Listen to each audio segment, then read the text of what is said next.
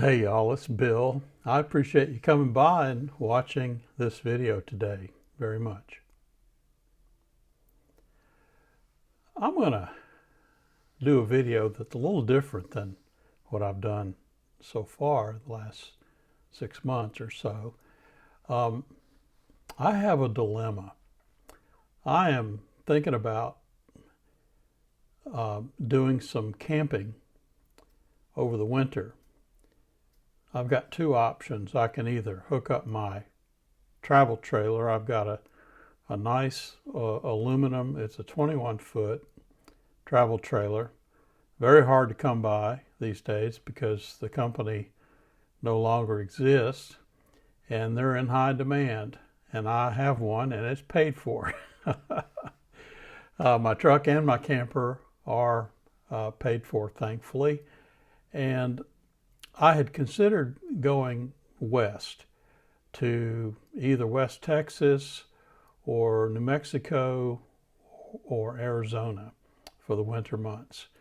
Maybe be gone November 1st through around the 1st of February or so.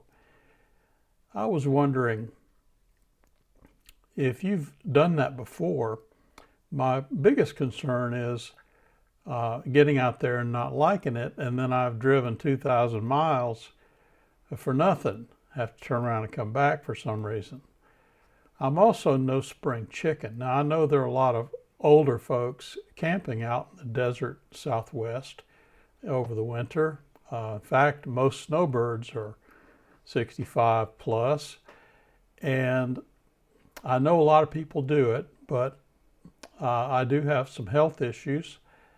And thankfully nothing serious at the moment, but I do have to keep a checkup on the skin cancers. If you've been following my channel, I've recently had 3 surgeries on my face for skin cancer. But the other option has been for me to somehow outfit the cab of my truck. I have a 2014 full-size Chevy Silverado High Country. It's a pretty nice truck. It's older. It's got about, 90,000 miles or so.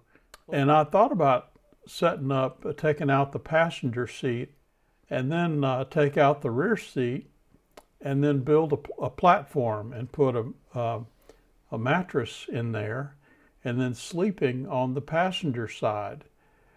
And then I'd be able to just get up in the mornings and get on the other side and drive to wherever I need to go. But considering how far it is to Arizona, I'd thought about even driving the truck, just the truck, to Arizona and camping like that for a while to see if I like it. The cost of fuel just one way is about $520. If I tow my trailer, I get about 11.5, 12.5 miles per gallon. But if I go without the trailer and just the truck, I get about 20, sometimes 22 on the highway. Now, I'm not talking about interstate. I don't travel interstates unless I absolutely have to.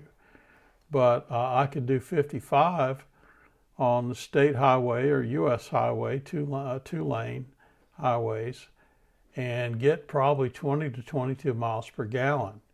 So that's another option for me, is just to take the truck. Or I could take this winter and try it out.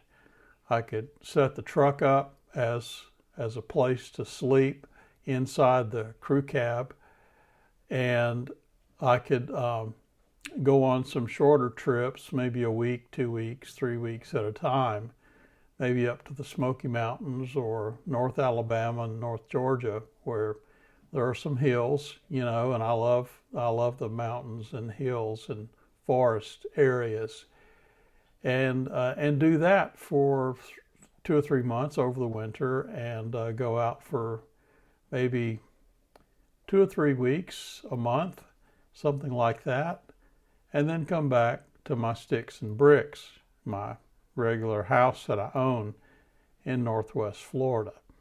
So I was wondering if anybody had any experience with that. I mean, I'm sure everybody's got an opinion. I'm not looking for your opinion. If you've got some experience in doing either of these, please leave a comment. I'd love to get in touch with you and talk about it. So I'm going to stop here and just say bye for now.